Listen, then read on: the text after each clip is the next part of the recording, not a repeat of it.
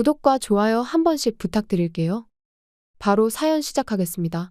저는 강원도에 사는 30대 임다경이고 3살 연상의 남편과 초등학생 아들이 있어요. 그리고 이웃의 엄마도 살고 있어요. 아버지는 1년 전에 병으로 돌아가셨고요. 시부모님은 남편이 대학생 때 사고로 돌아가셨는데 부모님께 효도하지 못한 걸 후회하는 남편은 제 엄마를 자신의 엄마처럼 여기고 매우 잘해주고 있어요. 이웃에 살고 있어서 자주 저녁 식사에 초대하거나 외출할 때 같이 가자고 하기도 하고, 지난 연휴에는 엄마와 함께 1박 2일 여행을 다녀오기도 했어요. 제가 여행 후 남편에게 고맙다고 말했더니 남편은 자기한테는 친엄마 같은 사람이라며 자기 부모님께는 효도를 못했으니 장모님께라도 효도하고 싶다고 했어요. 이런 평화로운 시간이 계속되던 어느 날, 한 가지 일을 계기로 크게 바뀌게 되어 어느 날이었어요. 엄마한테 전화가 왔어요. 조금 떨리는 목소리로 통화되냐고 하더라고요. 일이 막 끝났던 터라 통화 괜찮다고 하니 병원에 좀 데려다 달라며 지금 당장 집에 와줄 수 있냐고 했어요. 무슨 일이냐고 하니 아까 계단에서 넘어져 다리가 너무 아파 운전할 수 없으니 운전 좀 부탁한다고 하더라고요. 계단에서? 많이 안 다친 것 같지만 걱정돼서 전화를 끊고 바로 집으로 향했어요. 현관에 앉아 기다리던 엄마를 바로 정형외과로 데려갔어요. 검사를 해보니 오른쪽 다리가 골절된 상태더라고요. 깁스를 하고 목발을 빌려 병원을 나왔어요. 오늘은 우리 집에 머물면서 당분간 어떻게 할지 생각해보기로 했어요. 남편에게 대충 말을 해뒀기 때문에 남편은 정시에 퇴근했어요. 아들도 학교에서 돌아와서는 엄마의 상태를 걱정스럽게 보고 있었어요. 깁스가 풀릴 때까지 한 달 정도 여기서 살아도 괜찮냐고 남편에게 제안했는데 남편은 흔쾌히 괜찮다고 했어요. 골절이 다 낫고 집으로 돌아가시는 게 좋을 것 같다는 거였죠. 하지만 집 청소나 집을 한 달씩이나 오래 비우면 안 좋다며 엄마가 망설이길래 청소는 내가 주기적으로 가서 할 테니 걱정하지 말라고 안심시켜드렸어요. 엄마는 조금 망설이다가 신세 좀 지겠다며 도울 일 있으면 도와줄 테니 편하게 잘 지내보자고 하셨어요. 약속대로 저는 주기적으로 집 청소를 하러 다녔고 엄마의 깁스를 풀어야 할 무렵에 제가 집 청소를 하고 있는데 이삿짐 센터 트럭이 집 앞에 멈추는 거예요. 어라? 트럭이 여기 왜 서지? 그렇게 생각하고 있는데 현관문이 쾅 하고 열리더라고요. 그리고 목소리가 들리는데 그건 제 친오빠 임주원의 목소리였어요. 서둘러 현관으로 가보니 오빠와 새언니가 현관 앞에 서 있었어요. 저는 오빠한테 무슨 일이냐고 물었어요. 엄마가 골절된 걸 오빠에게 연락을 했을 때 오빠가 아주 무뚝뚝한 태도를 보였던 기억이 있거든요. 오빠는 보면 모르겠냐며 이 집으로 이사 온 거라고 했고 엄마와 함께 살면서 보살필 거라고 했어요. 오빠의 대답은 왠지 모를 불길한 예감이 들었어요. 돌봐줄 거면 왜 좀 더 일찍 연락 안 했냐고 제가 물었더니 그동안 일이 바빴다면서 그래도 서둘러서 왔으니 고맙게 생각해달라고 했어요. 그러고는 엄마는 어딨냐고 묻길래 제가 우리 집에 와 있다고 분명 말했었는데 그새 까먹었냐고 짜증을 냈어요. 오빠는 그런 말을 했었던가? 하면서 이제 곧 깁스를 풀 것 같은데 그러면 다시 여기로 올 거 아니냐며 그 뒤는 알아서 할 테니까 신경 안 써도 된다고 했어요. 그렇게 말하면서 오빠는 이사업체에 짐을 풀어달라고 지시했어요. 엄마는 이 사실을 알고 계시는 걸까? 저는 서둘러 집으로 돌아왔어요. 이 사실을 엄마에게 빨리 알려드리기 위해서였죠. 엄마는 아들과 함께 간식을 드시고 계셨어요. 엄마, 오빠가 엄마랑 같이 살겠다고 하면서 집에 이삿짐 싸와서 풀고 있어. 엄마는 들고 있던 간식을 떨어뜨렸어요. 그러고는 아무 말도 들은 게 없는데 그게 무슨 뚱딴지 같은 소리냐고 했고요. 저는 지금쯤이면 오빠가 짐을 다 풀었을 거라고 말했고 오빠가 엄마 집에 돌아오면 그 뒤는 알아서 할 거라고 말했다는 걸 알려줬어요. 엄마한테 어떻게 할 건지 물었는데 엄마는 어떻게 할 게 뭐가 있냐며 깁스 풀고 나면 집으로 돌아갈 거라고 했어요. 우리에게 더 이상 폐를 끼치는 것도 미안하고 원래 살던 집이 편하다는 거였죠. 오빠네와 함께 사는 것에 대한 불만이나 걱정은 없는 건지. 엄마에게 아무 말도 없이 이렇게 불쑥 찾아온 오빠 부부에 대해 저는 불안함이 들었어요. 그래서 오빠네랑 같이 사는 거 걱정돼서 엄마만 괜찮다면 여기서 계속 지내도 상관없다고 말했는데 엄마는 아무 걱정하지 말라며 제 이야기는 제대로 듣지 않는 듯 했어요. 오빠는 예전부터 영악한 면이 있었고 그런 것이 어른이 돼서도 고쳐지기는커녕 더 심해지는 것 같았거든요. 그런 오빠에게 엄마를 맡기려니 남편도 설득해봤지만 엄마는 고집스럽게 다시 집으로 돌아가겠다고 했어요. 그리고 엄마가 집으로 돌아가는 날이 되었어요. 제가 운전하는 차를 타고 집으로 향했어요. 오빠는 집에서 기다리고 있더라고요. 오빠는 엄마를 보자마자 괜찮냐고 걱정했다는 말을 하는데 걱정 하나도 안 한 걸 아는 저는 정말 가식스러워 보였어요. 오빠, 정말 엄마 잘 보살펴 줄 거지? 이제 막 깁스를 풀었으니까 앞으로 재활치료도 꾸준히 받아야 해. 알아. 재활도 다 생각하고 있으니까 아무 걱정하지 말고 우리한테 맡겨. 너는 너무 걱정이 많아. 새언니는 오빠보다 6살이나 어린데 항상 오빠 뒤에 서 있는 사람이라 무슨 생각을 하는 건지도 잘 모르겠는 부분이 있어서 알기 어려운 사람이에요. 엄마도 걱정하지 말라며 저보고 그동안 고마웠다며 다시 일상생활 잘하고 지내라고 했고요. 이렇게 해서 엄마와 오빠네의 동거가 시작되었어요. 그 후 얼마간은 엄마와 자주 연락을 주고받았어요. 특별히 하시는 말이 없길래 잘 지내고 계시는 줄 알았어요. 그런데 한 달이 지날 무렵부터 메시지 답장이 점점 늦어지더니 2달이 지나자 거의 답장이 오지 않는 거예요.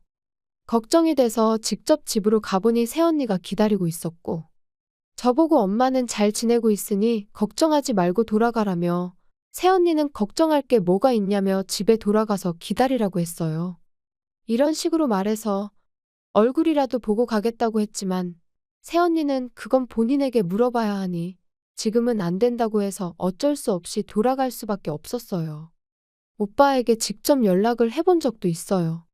오빠에게 엄마를 만나고 싶다고 했는데 그러자 오빠는 잘 지내고 있다고 했는데 뭐가 문제라서 계속해서 말하냐며 그만 좀 걱정하라며 화를 냈어요. 저는 그냥 딸로서 아픈 엄마가 잘 지내는 건지 걱정하는 건데 왜 이걸 이해하지 못하는 걸까요? 차라리 집에 아무도 없는 시간에 엄마 만나러 가볼까? 그런 생각이 계속 들 때쯤 3개월이 지났고 정말 안절부절 못해서 오만 생각이 다 드는 거예요. 정말 현관을 부수고 집에 들어가 보고 싶을 정도였어요. 그런 걱정에 남편에게 말해봤어요. 엄마한테서 연락이 전혀 없어. 만나러 가도 전혀 만날 수도 없고 어떻게든 엄마 집에 들어가 봐야 할 것 같은데. 남편도 저처럼 걱정이 되는지 억지로 들어가는 건 좀 그렇고 방법을 찾아보자고 했어요. 그리고 밤 11시쯤 내일을 위해 잠을 자려고 누웠는데 때마침 인터폰이 울렸어요. 이 시간에 누구지? 하며 저는 모니터를 봤어요. 그러자 현관 앞에 있는 건 초췌해진 엄마였어요. 남편과 서둘러 현관으로 가봤어요. 봄을 지나 초여름에 가까운 날이었지만 여전히 아침 저녁으로 쌀쌀한데 엄마의 모습은 매우 초라해 보였어요. 저는 엄마를 바로 집으로 모셨어요. 그리고 불을 켜고 자세히 보니 3개월 전만 해도 조금 통통했던 엄마는 살도 빠지고 옷도 다해지고 꼬질꼬질해 보였어요. 늦은 시간에 미안해. 집에서 쫓겨나서 그런데 패 끼치지 않을 테니까 돈 좀 빌려줄 수 있어? 울면서 부탁하는 엄마의 모습에 저도 눈물이 났어요. 지난 3개월 동안 무슨 일이 분명 있었다는 걸 금방 알 수 있었어요. 엄마, 민폐 끼친다고 생각하지 마. 여기 있어도 괜찮아. 여보, 당신도 괜찮지? 진짜 열받네. 저는 열받는다는 남편의 말에 쌓여있던 분노가 남편에게 터져나왔어요. 열받는다니 무슨 소리야? 지금 엄마가 이런 상태인데 그런 말을 할 수 있어? 아까는 당신도 걱정된다고 했잖아. 그러자 남편은 저보고 진정하라며 열받는다고 말한 건 형님 부부 때문에 열받는다고 말한 거라고 했어요. 그리고는 장모님은 당연히 이 집에 있어도 되는 거라고 했고 조금만 생각할 시간을 달라고 했어요. 왜냐하면 형님네에게 지옥을 보여줘야 한다네요. 그렇게 말하는 남편의 얼굴에는 살짝 미소가 번졌어요. 마치 장난치기 전에 들떠있는 소년 같았어요. 그리고 저는 엄마를 목욕시키고 잔치국수를 만들어드렸어요. 소화가 잘 되는 거라 지금 이 시각에 먹어도 괜찮을 거예요. 목욕하고 나온 엄마는 예전보다 많이 마르셔서 깜짝 놀랐어요. 게다가 양손 손가락 관절이 다달아서 새빨갛게 변해 있었어요. 국수를 다 드시고 나서 연고를 양손에 발라드렸어요. 남편은 그 시간 동안 계속 뭔가를 생각하는 것 같았어요. 엄마, 말하기 싫은 건 말하지 않아도 되지만 지난 3개월 동안 무슨 일이 있었는지 말 좀 해줘. 엄마는 결심한 듯이 말하기 시작했어요. 주원이랑 며느리는 악마가 따로 없었어. 네 아빠가 물려준 유산도, 생명보험금도, 내 저축도, 연금 수입도 모두 다 뺏어갔어. 둘이서 명품 쇼핑하고, 매일 고급 레스토랑에서 외식하고, 나는 그동안 집에서 집안일 해야 했어. 밖에 나가지도 못하고. 폰도 뺏기고 결국 더 뺏을 것이 없으니 쫓겨났다는 이야기였죠. 이야기를 들은 남편은 말을 꺼냈어요. 어머님, 만약 아직 돈이 있다면 그 집에 머무를 수 있을까요? 저는 도저히 이해 안 되는 남편의 말에 엄마를 다시 왜 돌려보내냐고 되물었어요. 남편은 엄마가 좀 더 그 집에서 지내야 한다는데 이유는 증거가 필요하다는 거였죠. 증언만으로는 부족하다는 거예요. 그래서 5일, 아니 3일만이라도 좋으니까 돌아가서 그 둘이 하는 짓을 모두 증거로 남겨야 한다고 했어요. 증거만 모을 수 있다면 확실하게 지옥에 보낼 수 있다고 했고요. 엄마는 3일 정도는 참을 수 있다면서 남편과 둘이서 긴히 이야기를 나눴어요. 다음 날, 우리는 100만 원을 엄마에게 줬고 엄마는 다시 집으로 돌아갔어요. 엄마가 돌아오기까지 3일은 너무 길게 느껴졌어요. 그리고 3일 후, 엄마가 다 끝났다는 표정으로 우리 집으로 돌아왔어요. 엄마, 힘들었지? 미안해. 이제 여기서 편히 쉬어. 엄마에게 받은 건 녹음기와 초소형 카메라였어요. 그건 남편이 가지고 있던 물건이었어요. 무슨 용도로 가지고 있었는지 궁금하지만 아무튼 재생해보니 오빠네가 엄마에게 한 폭언과 욕설이 고스란히 담겨 있었어요. 이건 빠져나갈 수 없는 훌륭한 증거인 거죠.